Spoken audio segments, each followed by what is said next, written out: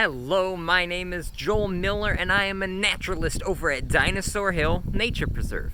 We frequently partner with Oakland Township Parks and Recreation to bring fun and unique programming to you, the public. In the springtime, we had scheduled a hike through the property of Cranberry Lake Park for adults. But because of COVID-19, that didn't come to be. But now that fall's approaching, we want to show you some of our favorite parts of Cranberry Lake Park. So join us as we take a virtual hike through this beautiful park. Let's go on an adventure. Come on! Cozily tucked away between Predmore and Romeo Road sits the 213-acre Cranberry Lake Park. This great park has plenty of trails suitable for hiking, biking, and even horseback riding. It's also the site of the historic Axford Coffin Farm, a nationally recognized farmstead from the 1840s. After parking on site, be sure to hit the restrooms before taking a stroll on the trails to avoid any emergencies.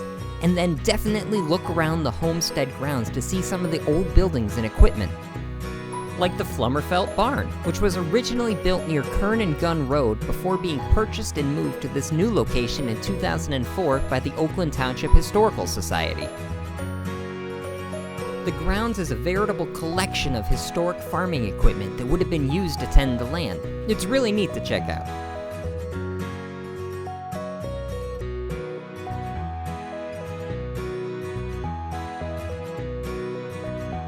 There's also a replica of the original carriage barn from around 1870. The entirety of the historical area is occasionally open for guided tours. Check the Oakland Township Parks website for details.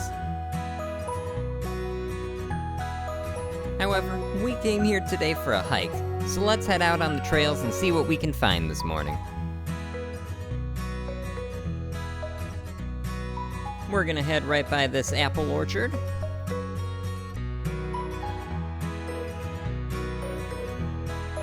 Right by the old chicken coop.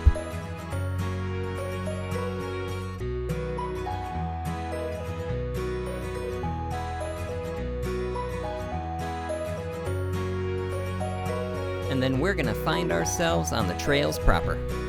For today's hike, we're gonna be keeping an eye out for some seasonal signs of nature. We're looking for late summer, early fall plants and flowers, insects, and we're just trying to get a little cardio in before the temperatures drop too much. One of the first wildflowers we come across is native fleabane, a type of daisy. It gets its name from an old wives' tale that if you dried this flower out, it would keep away fleas. Great for old farmhouse bedding.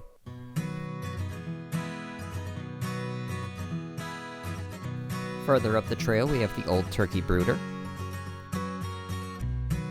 Ah, the dastardly dreaded, never appreciated poison ivy. You know the old rhyme. Leaves of 3, let them be. This plant is coated in an oil called urushiol, which causes a blistery, awful, itchy rash in some people, me included. But, fun fact, it's a relative of mangoes, and the rind of a mango contains urushiol and can give you a rash too. Wash your hands.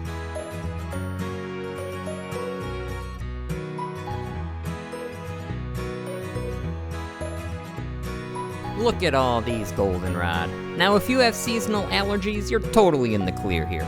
This plant has large sticky pollen that is made to affix to insects and not fly through the air, so you should be sniffle-free on this walk. This beautiful flower is a great resource for pollinating insects, and super fun fact, Thomas Edison made a kind of rubber out of these plants and made tires for his Model T.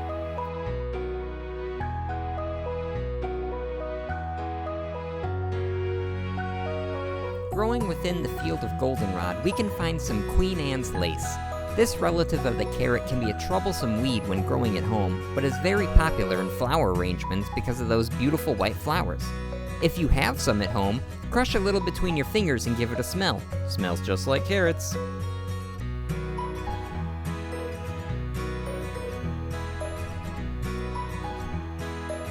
We can also stumble upon quite a lot of milkweed out in this field. Milkweed gets its name from the milky white sap within the plant and is easily identifiable by those weirdly textured fruits. Soon, these fruits will burst, sending feathered seeds out into the world.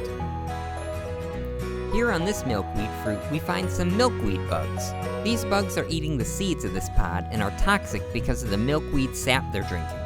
Although there are a lot of them, they're not much of a threat to the plant, and they're really super cool.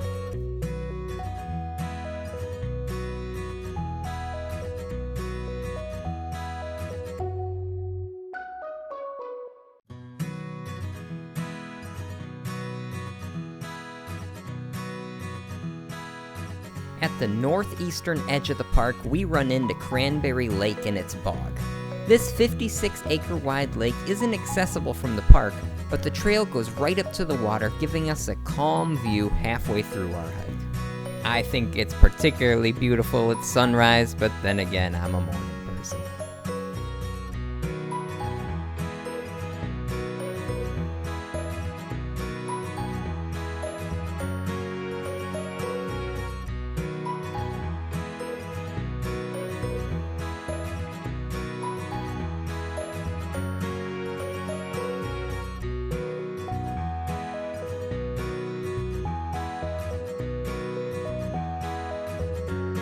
Taking a hike of its own is this beautiful slug. These alien critters are amazing if you take the time to get up close and personal with them. They have 4 retractable tentacles on their faces, 2 of them for seeing and 2 of them for smelling, and its mouth is filled with thousands of tiny teeth. But don't worry, they can't hurt us. As these animals move through the world, they leave behind a trail of mucus. This slime helps them climb difficult terrain, and it also protects them from bacteria and fungi.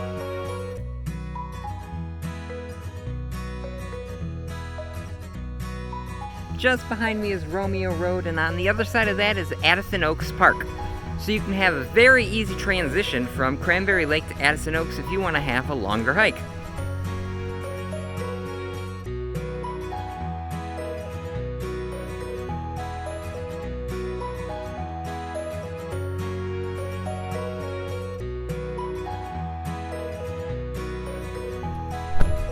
Oh!